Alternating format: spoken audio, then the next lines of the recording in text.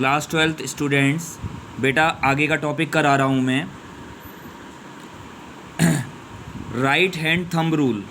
Right hand thumb rule क्या है बेटा? ये देखो इस तरीके से थंब को, ये थंब है मेरा, ठीक है, और ये फिंगर्स हैं, ठीक है।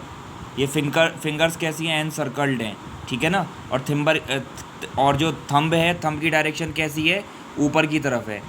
तो यदि हम क्या करें कि होल्ड करें स्ट्रेट कंडक्टर को अगर हम अपनी ग्रिप में पकड़ लें, ठीक है। सपोज करो ये कंडक्टर है, पेन, इसको मैंने अपनी ग्रिप में पकड़ लिया, ठीक है, और इसको मैंने इस तरह से पकड़ा कि जो मेरा जो थंब है वो इसकी डायरेक्शन पे है। किसकी? इस वायर की डायरेक्शन में है, ठीक है ना।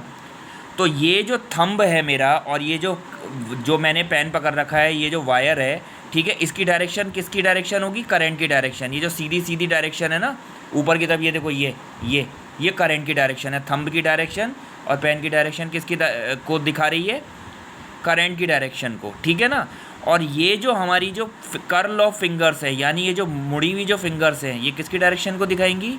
मैग्नेटिक फील्ड की डायरेक्शन को, ठीक है ना। क्योंकि ये वायर को मैंने पकड़ रखा है, तो वायर के मतलब वायर में क्या हो रही है? करंट फ्लो हो रही है। थंब की डायरेक्शन और वायर की डायरेक्शन सीधे है ना। तो ये जो कर्ल फिंगर है, यानी ये जो मुड़ी हुई फिंगर हैं, ये इस वायर के चारों तरफ मैग्नेटिक फील्ड की डायरेक्शन को शो करेंगी। बिल्कुल कुछ इसी तरीके का कॉर्क स्क्रू रूल है। कॉर्क स्क्रू रूल को मैं कहता हूँ कि जैसे एक मतलब पेंच होते हैं, पेंच लगाते होंगे बच्चे घर में अपने ना, ठीक है। तो पेंच कैसा होता है? पेंच नीचे से गोल गोल होता है, कुछ ऐसा होता है पेंच ना, ये कुछ इस टाइप का होता है, नीचे से गोल गोल सा होता है ना, कटा हुआ सा होता है बीच में ये, ठीक है। तो ये पेंच है। पेंच कैसे हो रहा है? रोटेट हो रहा है, रोटेट, ठीक है ना, रोटेटिंग डायरेक्शन में। तो पेंच, इसको हम स्क्रू बोलते हैं। जब हम स्क्रू को रोटेट करेंगे तो ये जो इसकी जो सीधी वाली डायरेक्शन है, यानी ये जो नोक की डायरेक्शन है ना, स्क्रू के ऊपर की तरफ की डायरेक्शन है, ठीक है।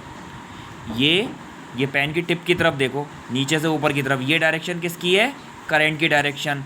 और ये जो इसका नीचे वाला हिस्सा है ना, गोल गोल सा थंब, या मतलब इसको बोल सकते हैं इसका ये गोल गोल सा जो हिस्सा होता है, ये किसकी डायरेक्शन को दिखाएगा? मैग्नेटिक फील्ड की।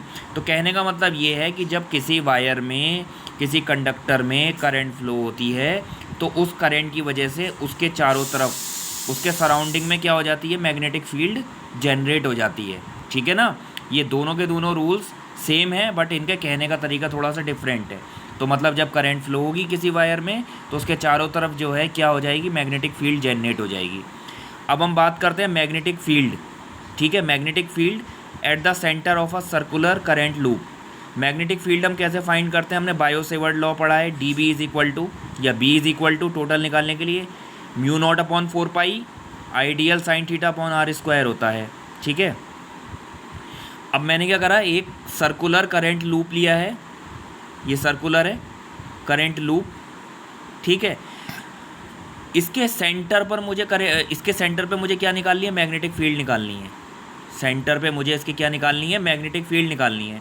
अब सबसे पहले क्या होगा कि ये जो वायर है, सर्कुलर वायर, इसमें करंट फ्लो होगी।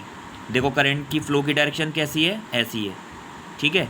ये ऐसे चल रही है करंट, ठीक है, और ऐसे जा रही है ना।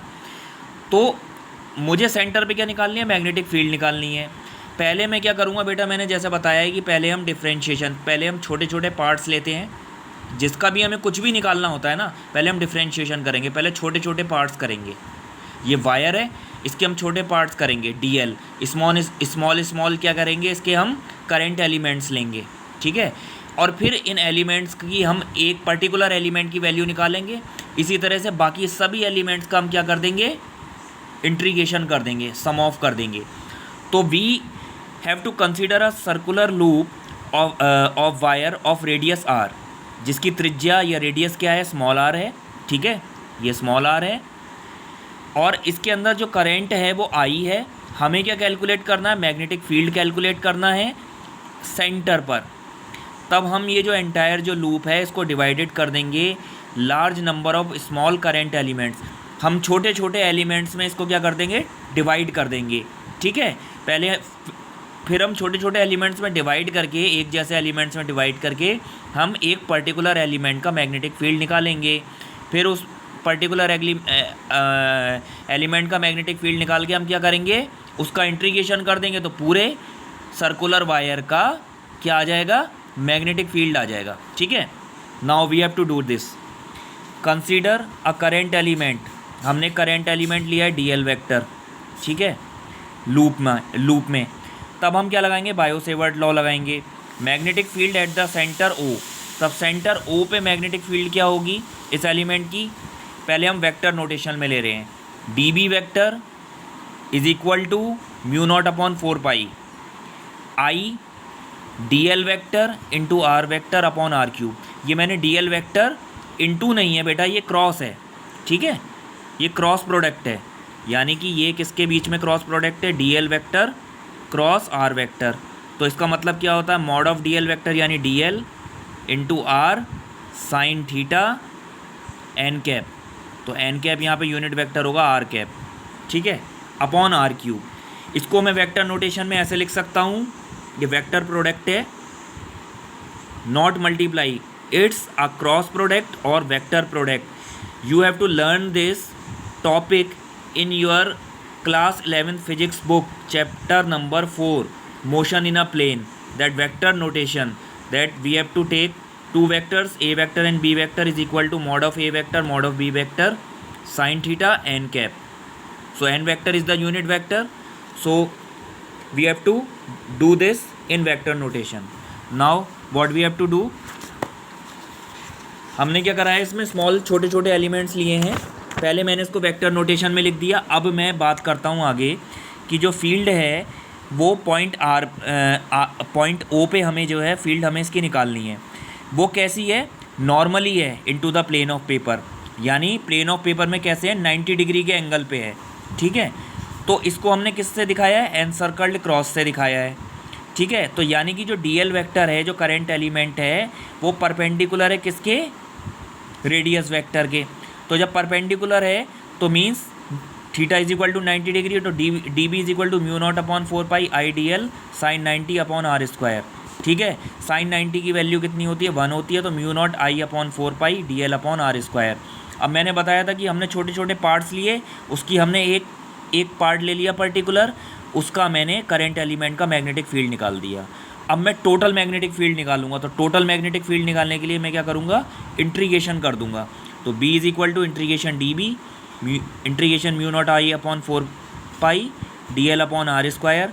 मैंने mu not I upon 4 R square को बाहर ले लिया, क्योंकि मुझे इसकी अभी ज़रूरत नहीं है, क्योंकि मैं डी एल का इंटीग्रेशन कर रहा हूँ। डी एल मैंने अंदर ले लिया, तो डी एल क्या है यहाँ पे, इंटीग्रेशन डी एल, ये पूरा का पूरा सर्कुलर लूप हो गया ना।